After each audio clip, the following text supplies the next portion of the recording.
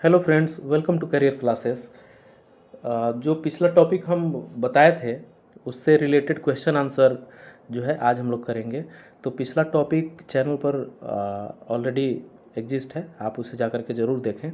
और उससे related question answer जो है 30 क्वेश्चन आज हम कराएंगे, जो कि मोस्ट इम्पॉर्टेंट क्वेश्चन किसी न किसी एग्ज़ाम में आए हुए हैं। और ये एक ऐसा टॉपिक है, टीचिंग एंड इंस्ट्रक्शनल ऑब्जेक्टिव्स, जो कि कहीं ना कहीं किसी भी एग्ज़ाम में, या फिर आप बीएड का एग्ज़ाम दे रहे हो, सीटेट का एग्ज़ाम दे रहे हो, या फिर कोई भी टेट का एग्ज़ाम दे रहे हो, और बिहार स्टेट के तो सिलेबस में ही ये टॉपिक दिया हुआ है, तो ये बहुत ही कॉमन टॉपिक हो जाता है।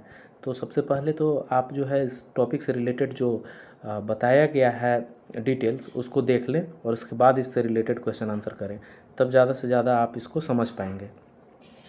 तो बिना किसी देरी के हम क्वेश्चन आंसर शुरू करें उससे पहले एक रिक्वेस्ट है कि चैनल को ज़रूर सब्सक्राइब कर लें, क्योंकि जितने भी इम्पोर्टेंट्स वीडियो और टीचिंग से रिलेटेड चीज़ें हैं आपको सबसे पहले प्राप्त हो, और बेल आइकन को भी प्रेस ज़रूर करें।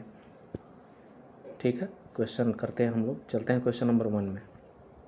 सबसे पहला क्वेश्चन है, शिक्षण उद्देश्य का मुख्य उद्देश्य क्या होता है? तो टीचिंग ऑब्जेक्टिव्स का मेन उद्देश्य पूछ रहा है। तो सबसे पहला काम हमारा ये रहेगा, कोई भी ऑप्शनल क्वेश्चन अगर हम लोग करते हैं तो सबसे पहले ये करेंगे कि उसके ऑप्शंस को बड़े ही ध्यान से पढ़ेंगे। और यहाँ पर हमेशा, चाहे किसी भी सब्जेक्ट का एमसीक्यू करें, उसमें सबसे पहले ऑप्शनल एलिमिनेशन को चुनें ज़रूर, कि कौन ऑप्शन एलिमिनेट हो सकता है। इससे चीज़ें आसान हो जाती हैं, ऑप्शन को चुनने में जो है बहुत ही सुविधा होता है। तो पहला क्वेश्चन क्या है देखते हैं। फर्स्ट क्वेश्चन है, शिक्षण उद्देश्य का मुख्य उद्देश्य क्या होता है? तो शिक्षण उद्देश्य और अनुदेशात्मक उद्देश्य, ये दोनों हम बताए थे क्या होता है, कैसे। आप ये जान लें छोटा बिल्कुल संक्षिप्त में, कि अनुदेशात्मक उद्देश्य बहुत छोटी छोटी चीज़ें हैं जो कि एक चैप्टर का या एक टॉपिक को जो है क्लियर करके बताया जाता है। और शिक्षण उद्देश्य जो है एक ब्रॉड चीज़ है, यहाँ पर हर चीज़ों से रिलेटेड जो है उसके अंतर्गत आ जाता है, कि छोटी छोटी चीज़ें जो है एक ब्रॉड चीज़ों में है, समाहित है। तो इसका रेंज जो है ब्रॉड होता है शिक्षण उद्देश्य का, और अनुदेशात्मक उद्देश्य का जो है रेंज वह छोटा होता है, नैरो होता है। आइए क्वेश्चन में, इसका ऑप्शन पहला ऑप्शन है, पाठ याद करना सिर्फ याद करने से मतलब नहीं है। ये तो पहले ही ये क्रॉस कर देंगे कि केवल शब्द जहाँ आ गया वह ऑप्शन में नहीं हो सकता है मोस्टली। छात्रों में अनुशासन बनाए रखना, सिर्फ अनुशासन बनाए रखने से रिलेट नहीं कर सकेंगे हम लोग। पठन पाठन क्रिया में सिर्फ अनुशासन बनाए रखने के लिए पठन पाठन नहीं करते हैं, और भी चीज़ें, मल्टीपल चीज़ें होती हैं, मल्टीपल उद्देश्य है इसके, तो ये भी काम खत्म है ऑप्शन का। सी में है, छात्रों के सर्वांगीण विकास की दिशा निर्धारित करना और परीक्षा में अच्छे अंक दिलाना। डी ऑप्शन भी खत्म है, कि परीक्षा में अच्छे अंक दिलाने के लिए पढ़ाई करना जो है ज़रूरी है। तो इसका ऑप्शन नंबर सी होगा, बहुत ही ईजी।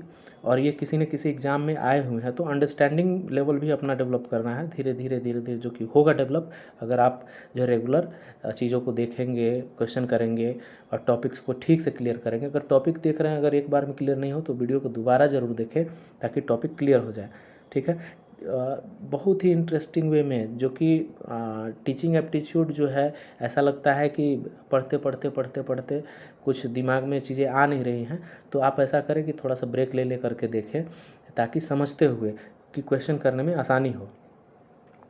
टीचिंग एप्टीट्यूड में इस तरह की टॉपिक्स जो है, कॉमन टॉपिक्स हमेशा आ जाते हैं, तो उससे रिलेट करके अगर हम लोग नहीं टॉपिक को क्लियर कर पाएंगे, रख पाएंगे, तो क्वेश्चन कर ही नहीं पाएंगे। क्वेश्चन करने के लिए सबसे ज़्यादा ज़रूरी है कि चीज़ों को हम अच्छे से क्लियर रखें, क्लियरिटी टॉपिक्स में रखा जाए। अगला है, सेकंड क्वेश्चन है, अनुदेशात्मक उद्देश्य को किस रूप में व्यक्त किया जाता है? तो सामान्य भाषा में, व्यवहारिक और मापनीय रूप में, तकनीकी शब्दों में और प्रेरणात्मक कथनों में। तो सामान्य भाषा में, जनरल चीज़ों में अगर सब कुछ को बताया जाए, तो मेन टारगेट जो है बच्चों को जो बताने का टारगेटेड है टॉपिक है, वो नहीं आ पाएगा। तो सामान्य भाषा तो नहीं हो सकता है। आप तकनीकी शब्दों, टेक्निकल चीज़ अगर पहले ही हम लोग क्लियर करने लगे, बताने लगे, तो बच्चे ठीक ढंग से उसको नहीं एक्वायर कर पाएंगे। प्रेरणात्मक कथनों में, तो प्रेरणात्मक कथन सिर्फ बताने से नहीं होगा, ये इसका बी ऑप्शन सही होगा, क्योंकि व्यवहारिक और मापनीय रूप में है। और एक चीज़ बताया गया था अनुदेशात्मक उद्देश्य के डिफिनीशन में ही कि हम लोग जो है छोटी छोटी चीज़ों को, टॉपिक्स को जो है अनुदेशात्मक उद्देश्य के माध्यम से क्लियर करते हैं इंस्ट्रक्शनल वे में। तो मापनीय मेजरमेंट की जहाँ तक बात है तो इसको तो मेजर किया जा सकता है कि कितना चीज़ बताया, क्या किए, और जिसका एरिया ब्रॉड है ना उसको क्या ही मेजर करेंगे हम लोग। अगला क्वेश्चन देखिए, क्वेश्चन नंबर 3 है। तो सेकंड का ऑप्शन जो है बी सही होगा। थर्ड देखते हैं, निम्नलिखित में से कौन सा ब्लूम के ज्ञानात्मक क्षेत्र का स्तर नहीं है। देखिए ब्लूम टेक्सोनॉमी जो है इसका वीडियो बहुत ही जल्द मिल जाएगा आप लोगों को चैनल पर। ये एक ऐसा टॉपिक है जो कि किसी भी टीचिंग से रिलेटेड किसी भी चीज़ का अगर एग्ज़ाम दे रहे हैं तो ब्लूम टेक्सोनॉमी से 1-2 क्वेश्चन आना तय है। तो ब्लूम टेक्सोनॉमी का वीडियो बहुत ही जल्द मिलेगा और उसको ध्यानपूर्वक जो है समझ लेना होगा, तभी हम लोग क्लियर कर पाएंगे उस टॉपिक को। तो इससे रिलेटेड इसके 6 लेवल्स जो हैं बताए गए हैं। तो 6 लेवल्स को जो है आप लोगों के सामने बहुत ही जल्दी लाया जाएगा, और बिल्कुल जिनको इसके बारे में कोई जानकारी नहीं होगी उसको भी समझ आ जाएगा, इस तरीके से बताया जाएगा, तो उसको ज़रूर देखिएगा। 3rd नंबर क्वेश्चन में ब्लूम टेक्सोनॉमी के रेंज के बारे में, कॉग्निटिव डोमेन के बारे में बताया जा रहा है, ज्ञानात्मक पक्ष के बारे में। तो इसमें कौन सा नहीं होगा, नहीं के बारे में पूछा है। सबसे पहले विश्लेषण ऑप्शन में सबसे पहले है, तो एनालिसिस तो है, उसके टॉपिक में एनालिसिस है, तो नहीं के बारे में पूछा जा रहा है तो ये नहीं होगा। बी ऑप्शन में देखा जाए तो बी ऑप्शन में है मूल्यांकन, तो इवैल्यूएशन भी है, इवैल्यूएशन है। सी ऑप्शन में संगठन, और डी ऑप्शन में अनुप्रयोग, अनुप्रयोग भी है तो ये भी नहीं होगा। संगठन जो है कॉग्निटिव डोमेन के रेंज में नहीं है, तो ज्ञानात्मक क्षेत्र में नहीं आता है, तो इसीलिए इसका आंसर सी सही होगा। तो ऑप्शन नंबर सी है। 4th नंबर में देखिए, छात्र गुणा करना सीखेंगे, यह किस प्रकार का उद्देश्य है। तो छात्र गुणा करना सीखेंगे, ये बहुत ही छोटा चीज़ होगा, क्योंकि मैथ में बहुत सारी चीज़ें हैं, तो सिर्फ मल्टीप्लाई सिखाना है, तो छोटी छोटी चीज़ों में ये आगे, और छोटी छोटी चीज़ें किस में हैं, तो अनुदेशात्मक उद्देश्य में, इसलिए इसका सही ऑप्शन सी होगा। आगे चलते हैं, ब्लूम के 3 उद्देश्य मूलक क्षेत्र कौन से हैं। 3 उद्देश्य मूलक क्षेत्र कौन कौन से हैं, तो ब्लूम के बारे में जो बताया जाएगा तो उसमें डिटेल में आप लोग देख लेंगे। तो इसका बी ऑप्शन सही होगा, ज्ञानात्मक, भावात्मक और मनोवैज्ञानिक, ये सब चीज़ें उसमें नहीं आती हैं। तो ब्लूम टेक्सोनॉमी जब बताया जाएगा तो उसके उद्देश्य मूलक क्षेत्रों के बारे में भी उसमें जानकारी दी जाएगी आप लोगों को, बहुत ही विस्तार से और ठीक ढंग से समझ में आ जाए उस तरीक़ा से। तो ज्ञानात्मक, भावात्मक और मनोवैज्ञानिक, ये 3 चीज़ें हैं, कॉग्निशन से रिलेटेड, इमोशन से रिलेटेड और मनोवैज्ञानिक चीज़ें जो भी है वो सब आपको बताए जाएंगे। अगला 6 ऑप्शन, क्वेश्चन नंबर 6 है, अनुदेशात्मक उद्देश्य का निर्धारण कब किया जाता है। तो अनुदेशात्मक उद्देश्य जो है इसका निर्धारण कब होगा, पाठ समाप्त होने पर, मूल्यांकन के समय, पाठ प्रारंभ करने से पहले, परीक्षा के समय। परीक्षा के समय तो कुछ नहीं, परीक्षा के समय तो ये निगेटिव ऐसे ही दिखाया जा रहा है। अब पाठ समाप्त होने के बाद इंस्ट्रक्शन का ही किया जाए, पाठ समाप्त होने के बाद इंस्ट्रक्शनल चीज़ें ठीक नहीं लग रहा है, तो 2 ऑप्शन एलिमिनेट हो गए। बी और सी में सोचना है यहाँ पर। तो बी और सी में हम लोग देखेंगे कि पाठ प्रारंभ करने से पहले, मूल्यांकन के समय, मूल्यांकन के समय जब भी हम लोग इवैल्यूएशन कर रहे हैं तो इवैल्यूएशन में क्या इंस्ट्रक्शन दिया जाए, तो पाठ प्रारंभ करने से पहले, क्योंकि पाठ प्रारंभ करने से पहले अगर हम लोग इंस्ट्रक्शनल वे में आएंगे तो बच्चों से रिलेट कर पाएंगे, बच्चों के एक्सपीरियंस को जान पाएंगे, नॉलेज को जान पाएंगे कि क्या इस चीज़ टारगेटेड टॉपिक से रिलेटेड बच्चों के बारे में, बच्चों में क्या जानकारी है इस टॉपिक से रिलेटेड, तो ये सभी चीज़ों को हम लोग जान पाएंगे। अगला देखते हैं, तो इसका सही ऑप्शन जो है सी होगा। 7 नंबर क्वेश्चन है, छात्र किसी कहानी से नैतिक शिक्षा ग्रहण करेंगे, यह उद्देश्य किस क्षेत्र में आता है। तो यहाँ नैतिक शिक्षा, मोरल एजुकेशन की बात हो रही है, तो ज्ञानात्मक, भावात्मक, मनोवैज्ञानिक, बौद्धिक। अब आप लोग थोड़ा सा ये देख लेना इसमें एक चीज़, ज्ञानात्मक, ज्ञान से जो है, ज्ञान बहुत तरीके से ग्रहण करने के तरीके अलग अलग हैं और डिफरेंट टाइप ऑफ नॉलेज है।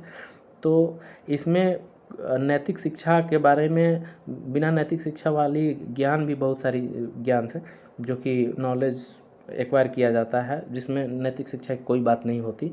तो ये तो ज्ञानात्मक पक्ष से अलग ही रहेगा, तो ये ऑप्शन ख़त्म हो जाएगा। भावनात्मक चीज़ें ये सही लग रहा है। मनोवैज्ञानिक साइंटिफिकली जो हम लोग जो भी देखेंगे तो उसमें भी नैतिक शिक्षा की बातें उतनी होती ही नहीं है, डायरेक्टली कट टू पॉइंट हम लोग देखते हैं चीज़ें। और बौद्धिक चीज़ों में भी नहीं, बौद्धिक ज्ञान में क्या कि नैतिक शिक्षा डेवलप हो या ना हो उस पर कोई विचार नहीं है। तो भावनात्मक इमोशनल चीज़ें, अब देखिए नैतिक शिक्षा से कैसे इमोशनल चीज़ें डेवलप होंगी। मान लीजिए क्लास में अगर कोई कहानी बताया जा रहा है और कहानी में जो है एक शिक्षा देने का प्रयास किया जा रहा है कि मान लीजिए महात्मा गांधी के बारे में, कि महात्मा गांधी कभी झूठ नहीं बोलते थे, तो महात्मा गांधी के कर्म के बारे में और महात्मा गांधी के किए हुए चीज़ों के बारे में बताया जाएगा और उनके कर्म की अंग्रेज़ों के प्रति कैसे जो है धीरे धीरे करके उन लोग वे आगे बढ़े, तो एक पूरा यूथ उनके पीछे गया। तो ये सब चीज़ों को बताने के बाद जो है बच्चे ये जान पाएंगे कि हाँ इमोशनली कनेक्टेड लोग हुए उनसे, उनके विचारों से, उनके कार्यों से, कि हाँ वो सचमुच में एक अच्छा कार्य किए। तो इस तरह से उनमें एक जो है नैतिक शिक्षा का विकास हो पाएगा। तो ये उनके इमोशन से ही पॉसिबल है, तो ये बी ऑप्शन होगा। देखिए ऑप्शन को एलिमिनेट करने का प्रोसेस भी जो है बड़ी ध्यान से, ऑप्शन को अगर ध्यान से पढ़ेंगे क्वेश्चन समझते हुए, तब जो है ऑप्शन एलिमिनेट हो पाएंगे। दो ऑप्शन तो ऐसे लगेंगे आपको जैसे कि कोई ना कोई दो ऑप्शन जो है एकदम रिलेट नहीं कर पा रहे हैं, हमें दो ही में से सही चुनना होता है। 8 नंबर क्वेश्चन देखते हैं। निम्नलिखित में से कौन सा उद्देश्य दीर्घकालिक, अब देखिए छोटी छोटी टॉपिक्स को बताने के लिए कम समय ज़रूरी है, कम समय में ही हम छोटी छोटी चीज़ों को बता पाएंगे, और दीर्घकालिक में बड़ा चीज़ को बताना जब होगा तब हम लोग दीर्घकालिक चीज़ों को बता पाएंगे। तो यहाँ पर देखा जाए तो बड़ी चीज़ों को बताने के लिए या फिर दीर्घकालिक ज़्यादा समय किस में लगेगा, तो शिक्षण उद्देश्य में, क्योंकि अनुदेशात्मक उद्देश्य में तो छोटी छोटी चीज़ें हैं।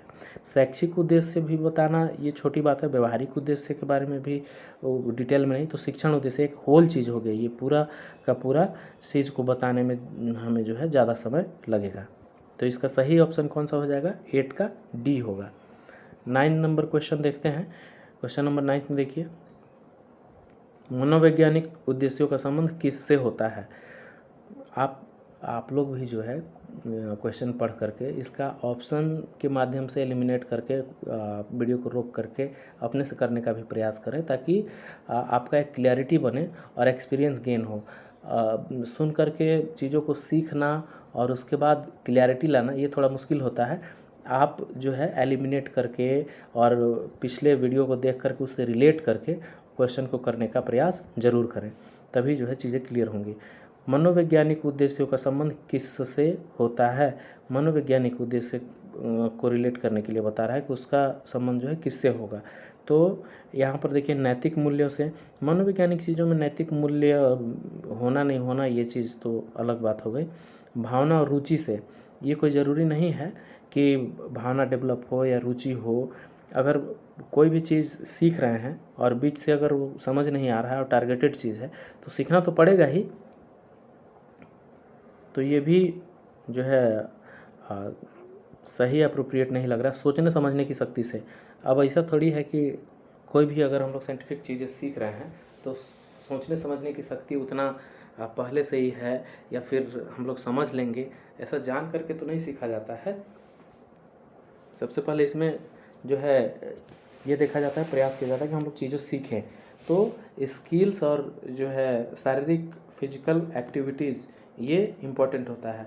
तो इसका 9 का क्वेश्चन ऑप्शन नंबर सी सही होगा, शारीरिक क्रिया और कौशल।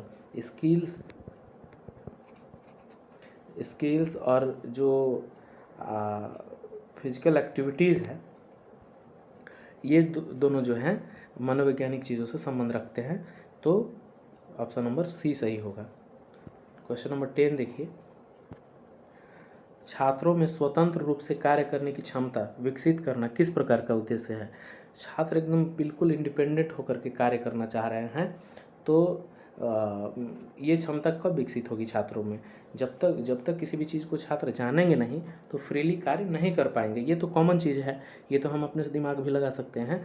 तो छात्र जब तक चीज़ों को ठीक ढंग से न समझ लें तब तक कार्य नहीं करें। एक समझना और ठीक ढंग से समझना, ठीक ढंग से समझने का मतलब कि होल जानकारी उनके पास हो, जितना भी है संपूर्ण जानकारी जो है उनके पास उपलब्ध हो, तभी जो है अपने से कुछ कर पाएंगे। जैसे कि मान लीजिए गाड़ी चलाना है, तो जब तक उसके बारे में संपूर्ण जानकारी नहीं हो, हम लोग गाड़ी ड्राइव कैसे कर सकते हैं, नहीं चला सकते हैं। तो ये चीज़ें हैं। तो अनुदेशात्मक उद्देश्य ये तो एक चीज़ के ऊपर लिमिटेड हो गया। तो लिमिटेड तो यहाँ है नहीं, स्वतंत्र रूप से कार्य करना है। मूल्यांकन भी नहीं, रचनात्मक भी नहीं। तो शिक्षण में, क्योंकि इसका रेंज बहुत ही बड़ा है और ये दीर्घकालिक चीज़ें हैं, तो शिक्षण जो है यहाँ पर इसका सही ऑप्शन होगा। अगला क्वेश्चन, अनुदेशात्मक उद्देश्य किस प्रकार के व्यवहार पर केंद्रित होता है।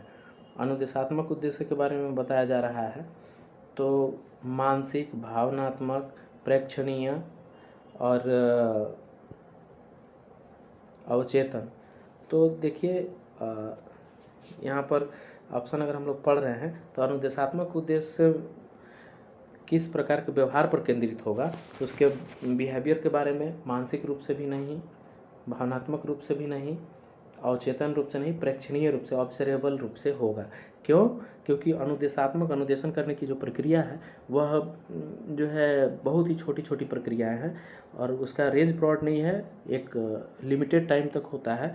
तो ऑब्जर्व करना, किसी भी चीज़ को ऑब्जर्व करना, एक्सपीरियंस लेना, ये सब चीज़ें जो है टॉपिक वाइज हम छोटे छोटे समय में पूर्ण कर सकते हैं इसको। तो इसका सही ऑप्शन सी होगा। 12 में देखिए, वर्गीकरण करना ब्लूम के किस स्तर में आता है। क्लासिफिकेशन के बारे में पूछ रहा है, तो ब्लूम के किस स्तर में आएगा। तो ब्लूम टेक्सोनॉमी पढ़ेंगे तो ये क्लियरिटी आ जाएगी आप लोगों को। तो इस 12 का जो है सही ऑप्शन होगा बी, एनालिसिस, क्योंकि मूल्यांकन, ज्ञान, समझ, ये सब जो है वर्गीय क्लासिफिकेशन के लेवल में नहीं आता है। ये विश्लेषण जो है ना, ये क्लासिफिकेशन के लेवल में आएगा, वर्गीकरण के लेवल में। तो इसका बी सही होगा। 13 क्वेश्चन देखिए, और ये जितने भी क्वेश्चन हम अभी कर रहे हैं हम लोग, ये किसी न किसी एग्ज़ाम में पूछे गए हैं और मोस्ट इम्पॉर्टेंट है, जो कि टॉपिक से रिलेट करते हैं बिल्कुल, इसलिए इस क्वेश्चन को ज़रूर करें। 13 नंबर में देखिए, क्वेश्चन नंबर 13 क्या है, शिक्षण उद्देश्य की अभिव्यक्ति किस रूप में होती है। तो इसका ऑप्शन हम लोग देखेंगे, ध्यान से पढ़ेंगे। विस्तृत व्यवहारिक क्रियाओं में, संक्षिप्त और सामान्य रूप में, केवल विषय वस्तु, केवल आ गया काम खत्म है, मूल्यांकन के रूप में। सिर्फ मूल्यांकन करने से मूल्यांकन के रूप में शिक्षण की अभिव्यक्ति ऐसे तो नहीं होगा कि मूल्यांकन में ही इसका जो है अभिव्यक्ति है। तो दो तो ऑप्शन खत्म है। ए और बी में देखना है, तो ए और बी में हम लोग देखेंगे विस्तृत व्यवहारिक क्रियाओं में, बिल्कुल डिटेल में, और संक्षिप्त और सामान्य रूप में। तो एक चीज़ आप लोग देखे होंगे कि अभिव्यक्ति के बारे में यहाँ पर बात हो रही है, तो संक्षिप्त और सामान्य रूप में उसकी अभिव्यक्ति जो है होगी। क्यों? क्योंकि शिक्षण का जो उद्देश्य है, शिक्षण उद्देश्य की एक्टिविटी तो है डिटेल में, सीखेंगे तो हम विस्तृत रूप से, लेकिन इसका यूज अगर करना है, इसके अभिव्यक्ति के बारे में देखना है, तो सामान्य रूप में और संक्षिप्त रूप में भी हम लोग इसे अभिव्यक्त कर सकते हैं। क्योंकि चीज़ें अगर हम लोग को जानी हुई रहेंगी, तो ये ज़रूरी नहीं है कि टोटल एक्सप्लेन करके हम लोग टेक्निक जान जाएंगे और चीज़ों को बता सकेंगे कट टू पॉइंट। तो ये थोड़ा संक्षिप्त होगा, थोड़ा सा टेक्निकल क्वेश्चन 13 था, इसको ध्यान से अगर समझ के करेंगे तभी आप कर पाएंगे। कौन सा उद्देश्य छात्रों के दृष्टिकोण पर केंद्रित होता है। तो छात्रों के दृष्टिकोण, एटीट्यूड पर केंद्रित कौन सा उद्देश्य जो है होगा, इसके बारे में देखेंगे। तो 14 में सबसे पहले तो चारों ऑप्शन को ध्यान से पढ़िए, ज्ञानात्मक, मनोवैज्ञानिक, भावनात्मक और व्यवहारिक। देखिए इमोशंस के बारे में ही, छात्रों का इमोशंस अगर जब तक नहीं रहेगा, तो आवश्यकता जब तक नहीं चीज़ों की आवश्यकता को समझ पाएंगे, तब तक कोई भी काम नहीं हो पाएगा। तो इसलिए ये भावनात्मक होगा, व्यवहारिक में भी नहीं, मनोवैज्ञानिक रूप में भी नहीं और ज्ञानात्मक रूप में भी नहीं। तो इसलिए इसका भावनात्मक ही सही होगा। और डिटेल में अगर इस चीज़ के बारे में जानना है तो टॉपिक ज़रूर देखें, जो कि चैनल पर वीडियो अपलोडेड है। अनुदेशात्मक उद्देश्य का निर्माण करते समय शिक्षक को किस बात पर ध्यान रखना चाहिए। अनुदेशात्मक उद्देश्य का निर्माण करते समय शिक्षक को क्या क्या चीज़ ज़रूरी है ध्यान रखने के लिए, किन किन बातों का ध्यान रखना होगा, ये सभी चीज़। तो पाठ्यक्रम की लंबाई, पाठ्यक्रम कितना भी लंबा रहे, छोटा रहे, उससे कोई बड़ा चीज़ नहीं है। पाठ्यक्रम अगर मान लीजिए ब्रॉड है, ज़्यादा पाठ्यक्रम है, तो उसको पार्ट वाइज डिवाइड करके छात्रों को बताया जाएगा, तो ये तो बाहर है। परीक्षा का स्वरूप, परीक्षा का स्वरूप ऐसा नहीं है कि शिक्षक परीक्षा के स्वरूप के हिसाब से पढ़ाएंगे बच्चों को, ये भी गलत है कि अगर टेस्ट कॉमन टेस्ट है, क्लास टेस्ट है तो जनरली बता दिए, फाइनल एग्ज़ाम है तो पूरा डिटेल में बता रहे हैं, ऐसा नहीं है। टॉपिक पढ़ाने का मतलब ये होता है कि छात्रों को जो है टारगेटेड टॉपिक के बारे में पूर्ण जानकारी दे देना और उनके अनुप्रयोग में आने लायक, कि उसे अपने अनुप्रयोग में ला सकें। और सी में है छात्र के स्तर और आवश्यकताएं, अध्यापक का अनुभव। अध्यापक का अनुभव भी कोई काम का नहीं है जब तक छात्रों के स्तर के बारे में पता ना हो। अध्यापक कितना भी अनुभवी है, छात्र के स्तर, जितना नॉलेज का लेवल क्या है, क्या एक्सपीरियंस है, उनका बैकग्राउंड क्या है, ये सब चीज़ें अगर जब तक नहीं पता रहेगा तब तक नहीं कर पाएंगे। तो क्वेश्चन नंबर 15 का आंसर जो है सी होगा। अब अगला क्वेश्चन देखते हैं। 16 में क्या है? 16 में है चित्र बनाना निम्न में से किस उद्देश्य का उदाहरण है।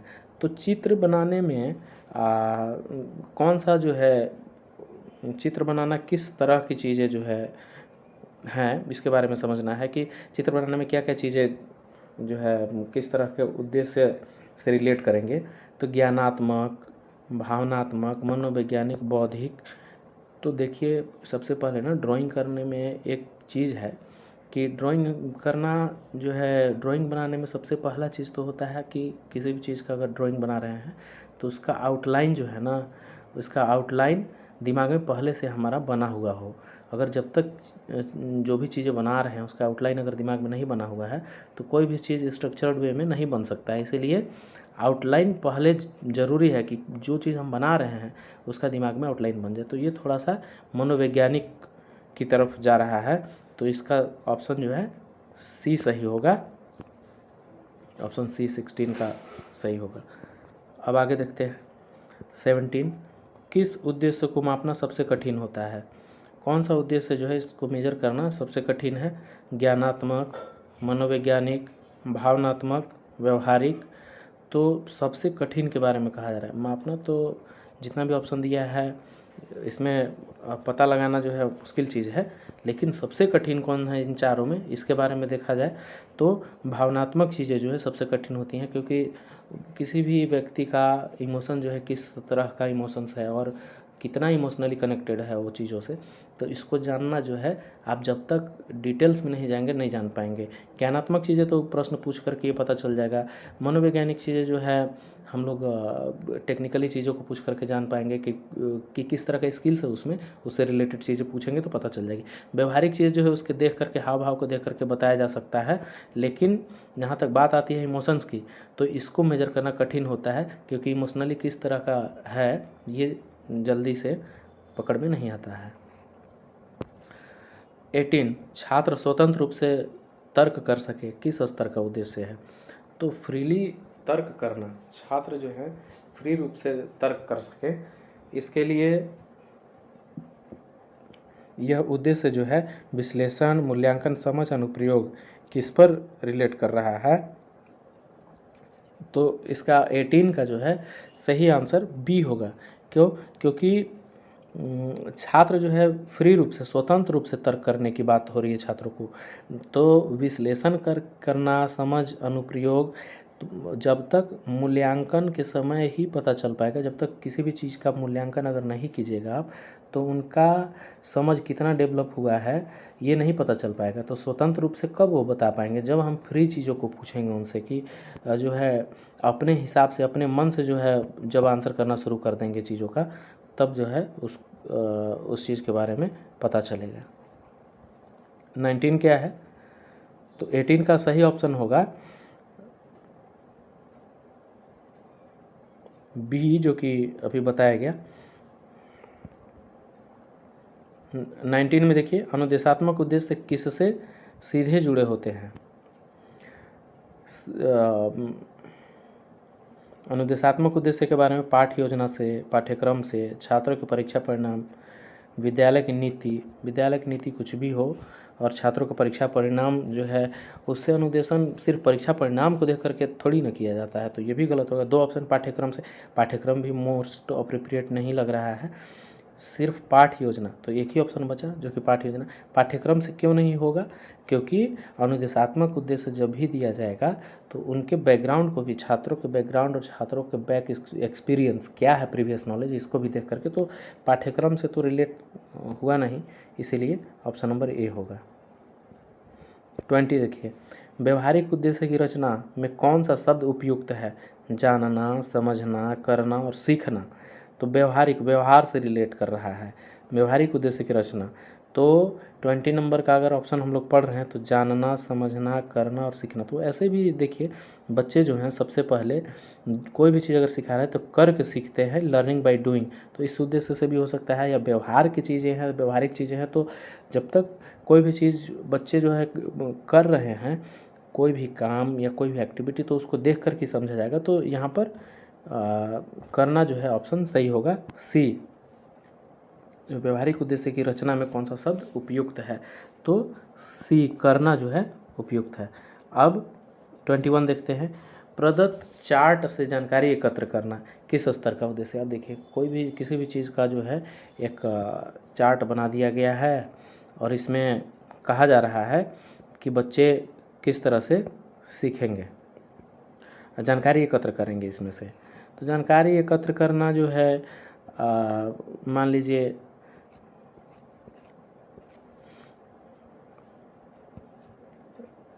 अनुप्रयोग करके, विश्लेषण करके, समझकर, संश्लेषण से।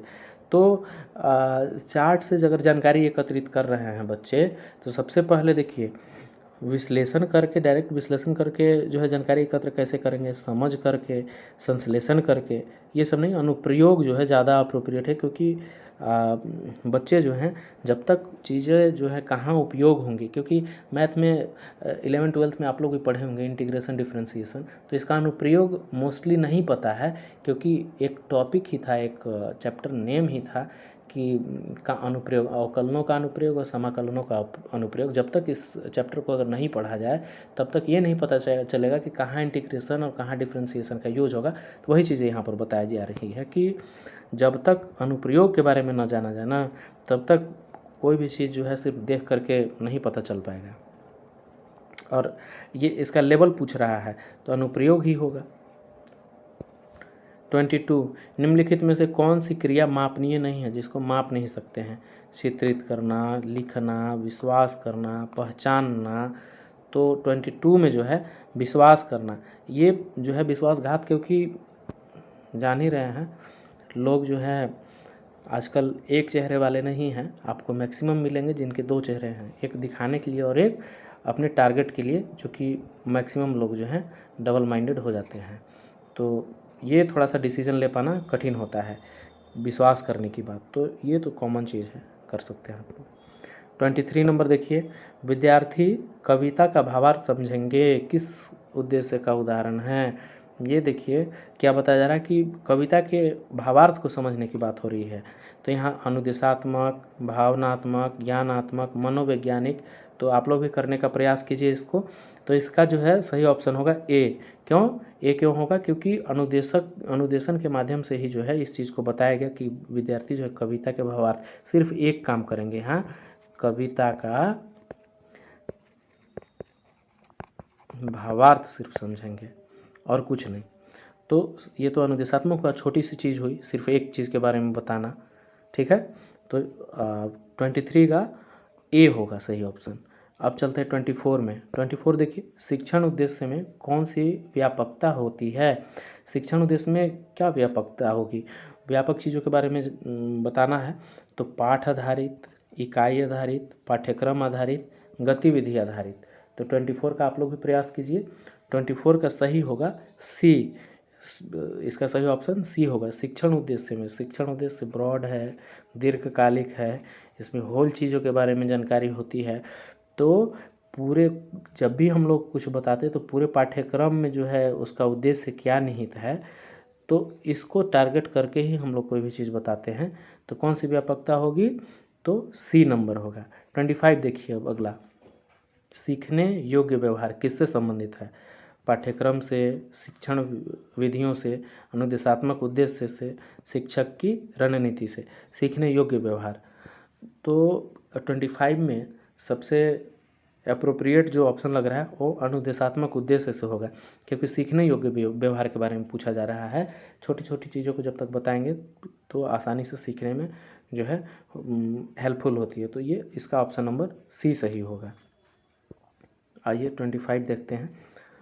संगीत के प्रति रुचि विकसित करना किस श्रेणी में आता है? मनोवैज्ञानिक, ज्ञानात्मक, भावनात्मक, सामाजिक। और सारे ऑप्शन तो लग रहे हैं कि सही ही हैं, लेकिन ध्यान से अगर ऑप्शन पढ़ेंगे ना तो यहाँ पर लगेगा कि संगीत के प्रति रुचि। अब संगीत देखिए, संगीत में बहुत सारी चीज़ें हैं जो कि 90s सॉन्ग हैं, एक एग्जाम्पल के तौर पर समझते हैं। आजकल के जो गाने हैं, और मान लीजिए डिवोटेशनल सॉन्ग हैं, या फिर बहुत सारी चीज़ें हैं, एक फेस्टिवल से रिलेटेड सॉन्ग्स हैं, तो ये भावनात्मक रूप से कनेक्टेड हैं। अगर मान लीजिए कोई 15 अगस्त है और उस दिन गाना बजेगा भक्ति वाला, या डिवोटेशनल सॉन्ग बजेगा, या फिर मान लीजिए आजकल के नए नए गाने जो है वो सब बजेंगे, तो ये शोभा नहीं देगी। तो ये भावनात्मक रूप से कनेक्टेड हैं। तो संगीत के प्रति रुचि विकसित करना क्या है? एक भावनात्मक चीज़ है। तो इसका ऑप्शन सी सही होगा। चीज़ों को रिलेट करके अगर आप करेंगे ना तो बहुत ही आसान हो जाएगा आपके लिए। अनुदेशात्मक उद्देश्यों का सबसे बड़ा लाभ क्या है? इस अनुदेशात्मक उद्देश्यों का सबसे बड़ा लाभ क्या है? पाठ लंबा हो जाता है। अब ये तो होगा ही नहीं कि पाठ लंबा हो जाएगा और इसीलिए अनुदेशन प्रक्रिया जो है होता है। समय की बचत होती है, मूल्यांकन में सुविधा होती है, पाठ कठिन होता है। कठिन करने के लिए तो कोई काम होगा ही नहीं कि कठिन करके एक्सप्रेस किया जाए। अब समय की बचत और मूल्यांकन में सुविधा, तो समय की बचत के लिए थोड़ी ना कुछ ऐसा होता है कि समय बचाने के लिए अनुदेशन किया जा रहा है। इंस्ट्रक्शन जब भी दिया जाएगा तो समय बचत की तो बात ही नहीं है। तो ये ऑप्शन सी सही होगा कि मूल्यांकन जो भी हम लोग करेंगे उसमें हेल्पफुल हो, बच्चे जो है ठीक ढंग से टॉपिक को पकड़ ले और उसे एक्सप्रेस करें जब भी पूछा जाए। 28 देखिए, कौन सा उद्देश्य व्यवहार में परिवर्तन लाने के लिए उत्तरदायी होता है? तो कौन सा उद्देश्य जो है उत्तरदायी होगा अपने बिहेवियर में चेंज लाने के लिए? मनोवैज्ञानिक, अनुदेशात्मक, शैक्षिक, केवल पाठिक। केवल वाला तो काम खत्म है, केवल को तो शामिल ही नहीं करना है। शैक्षिक, अनुदेशात्मक और मनोवैज्ञानिक, साइंटिफिकली भी नहीं, व्यवहार में परिवर्तन लाने के लिए ये नहीं है। शैक्षिक, सिर्फ शैक्षिक से नहीं, अनुदेशात्मक होगा। इंस्ट्रक्शनल चीज़ों को जो है छोटी छोटी चीज़ों पर ध्यान दे करके ही हम जो है उसको डेवलप कर सकते हैं। कथानक का वर्णन करना किस क्षेत्र का उद्देश्य है? अब इसका एरिया पूछा है तो ज्ञानात्मक है, भावात्मक है, मनोवैज्ञानिक है, रचनात्मक है। तो 29 का भी प्रयास कीजिए आप लोग। तो इसका सही उत्तर क्या होगा? इसका सही उत्तर ए होगा। कथानक का वर्णन करना ज्ञानात्मक पक्ष से रिलेटेड है। अब आज का लास्ट क्वेश्चन जो है आप लोगों के सामने है। ब्लूम का वर्गीकरण पद्धति में कुल कितने स्तर होते हैं? ज्ञानात्मक क्षेत्र में ज्ञानात्मक है, भावनात्मक है और मनोवैज्ञानिक रूप है। इसके 3 फॉर्म हैं जो कि बताया जाएगा। तो ज्ञानात्मक क्षेत्र की बात हो रही है तो इसमें कितने हैं? 6 हैं, जो कि कुछ देर पहले अभी हम बताए वीडियो में कि 6 कौन कौन से इसके स्टेजेस हैं। तो ये बताया जाएगा ब्लूम के वर्गीकरण में। ठीक है, एक बार फिर से कैसा लगा आपको ये वीडियो कमेंट में ज़रूर बताएं, और क्वेश्चन करने में मज़ा आया कि नहीं ये भी बताएं आप लोग। और इसी तरह की कौन कौन सी वीडियो आप लोगों को चाहिए, अगर इंटरेस्टेड है तो कमेंट बॉक्स में लिखें, और चैनल को सब्सक्राइब ज़रूर कर लें, क्योंकि सारी जानकारी यहाँ पर मुफ्त में मिलेंगी आप लोगों को, और बिल्कुल एग्ज़ाम से रिलेटेड चीज़ें। पेड कोर्स का कोई चक्कर नहीं है, पैसा की बर्बादी करना कोई ज़रूरी नहीं है कि हम पैसा लगा कर के ही चीज़ें सीखें। अगर आपको फ्री में भी मिल रही है तो उसे एक्वायर करें और उसके अनुप्रयोग पर विशेष रूप से ध्यान रखा जाए। अब मिलते हैं अगले वीडियो में। ब्लूम का जो क्लासिफिकेशन है उसमें हम लोग देखेंगे अगला वीडियो में। तब तक के लिए धन्यवाद।